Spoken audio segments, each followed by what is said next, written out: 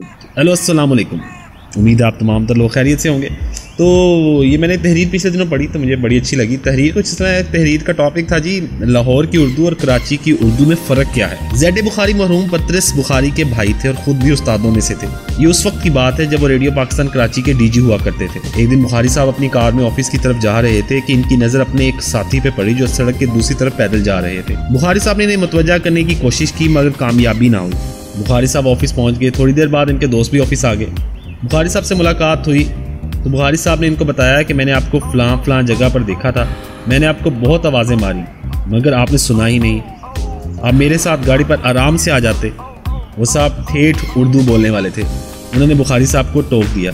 वो बोले, बुखारी साहब आवाज़ दी जाती है, मारी नहीं जाती।